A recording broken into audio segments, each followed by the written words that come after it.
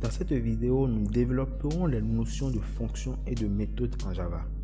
Fonction, méthode, qu'est-ce que c'est? Une fonction est un sous-programme qui permet d'effectuer un ensemble d'instructions par simple appel de la fonction dans le corps du programme principal. Les fonctions permettent d'exécuter dans plusieurs parties du programme une série d'instructions. Ainsi, une méthode, quant à elle, est une fonction faisant partie d'une classe. Elle permet d'effectuer des traitements sur ou avec les données membres. Ainsi, un objet personne peut disposer des actions suivantes: manger, dormir, boire, marcher, courir. Dans le contexte de la programmation orientée objet, ces différentes actions peuvent constituer des méthodes à implémenter. Voici la syntaxe de déclaration d'une méthode. Nous précisons sa portée, la valeur qu'elle retourne, le nom de la méthode, les paramètres. Et entre les accolades, nous écrivons nos instructions. Ainsi, nous avons plusieurs types de méthodes. Nous avons les méthodes qui ne renvoient aucune valeur. Elles sont de type void. Les méthodes qui retournent les types primitifs.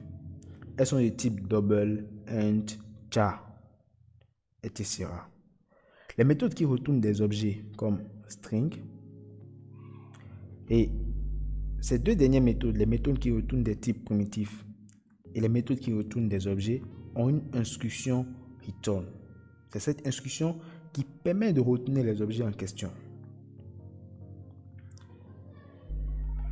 Tout comme les constructeurs, on peut surcharger les méthodes, c'est-à-dire appeler plusieurs méthodes avec le même nom, à condition que leurs arguments diffèrent en type et ou en nombre. Par ailleurs, il existe des méthodes particulières que l'on appelle accesseurs et mutateurs. Un accesseur ou getter est une méthode qui va nous permettre d'accéder aux variables de nos objets en lecture.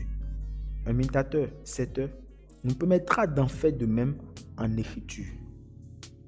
Et toute méthode dispose de 3 niveaux de portée en Java.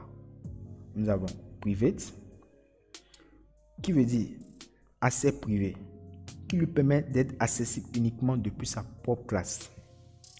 Protected, accès protégé, qui lui permet d'être accessible depuis sa classe et depuis toutes les classes héritantes de sa classe. Nous parlons de l'héritage dans une prochaine vidéo. Enfin, public, accès public, qui lui permet d'être accessible dans sa classe et partout ailleurs.